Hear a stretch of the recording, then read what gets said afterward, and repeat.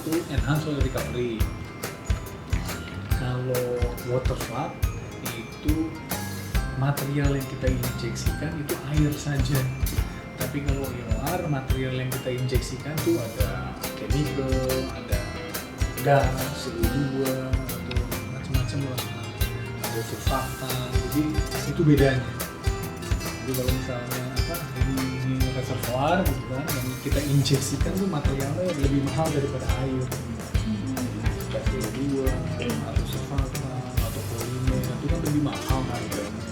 Itu sebabnya kita gunakan EOR. Nah, kalau kita implementasikan EOR di lapangan minyak, itu harapannya kita akan menambah produksi.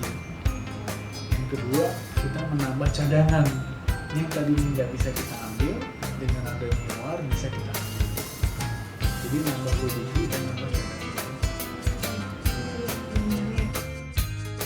Dan mengapa? Itu EOR masih sedikit karena begini. Kenapa C4 yang paling leading ya? Dia kebetulan reservoirnya besar. Jadi kayak Duri Field itu 9 billion. Kebalik. Duri Field itu 7 billion. Ya. Jadi kalau dia melakukan sesuatu, diimplementasikan di lapangan yang 7 billion, itu kan hasilnya lebih gede. Satu, 10 dia akan dapat kenaikan perolehan minyak yang diperoleh itu 10%. Begitu kita mengimplementasikan 10% dari 7 billion itu kan gede sekali. Nah sayangnya lapangan-lapangan di Indonesia kebanyakan kecil-kecil, jadi yang size-nya cuma 700 juta atau 500 juta atau 300 juta. Jadi kalau kita mengimplementasikan sesuatu, oh ini kenaikan 10% dari mana? Dari 300 juta, ya nggak nendang gitu. Dibanding 10% dari mana? Dari 9 billion atau 7 billion. Itu sebabnya ini masalah risiko, karena kita mencoba sesuatu belum tentu berhasil juga. Tapi kalau rewardnya nggak besar, ya kita agak ragu-ragu. Itu sebabnya kejadian gitu. Nah, kita di OAR udah coba itu di Tanjung, lapangan Tanjung, itu pilot. Itu menggunakan surfaktan dalam negeri. Nah, sejak tahun 2013 atau 2014 kita coba, terus kita balik lagi ke lab. Apa sih yang harus kita improve gitu kan? Terus di-improve itu chemicalnya, improve sehingga yang tadinya kita injek penambahan recovery-nya hanya sedikit, sekarang jadi lebih besar. Yang tadinya 25% jadi 50% sekarang. Tapi itu dengan produk lokal ya, produk dalam negeri. Persoalannya kita punya juga produk dari luar negeri itu yang recovery-nya bisa 80%. Nah, sekarang kita lagi memperbaiki nih, yang 50% ini gimana supaya bisa jadi kayak yang produk luar negeri yang 85% itu. Udah ada beberapa studi yang kita inisiasi, tahun depan itu hasilnya ya mudah-mudahan berhasil meningkatkan 85%. Dan proyek yang kita dorong itu ada 4 surfaktan polimer dengan ada 5 CO2 lagi.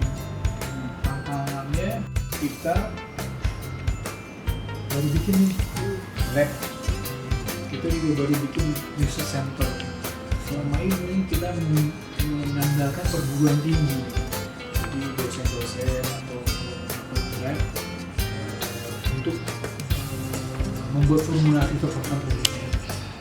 Kalau di luar, ya, misalnya oleh company yang besar-besar, mereka punya research center. Research center itu melakukan studi-studi itu. Tapi kalau perusahaannya makin kecil, dia nggak sanggup lagi.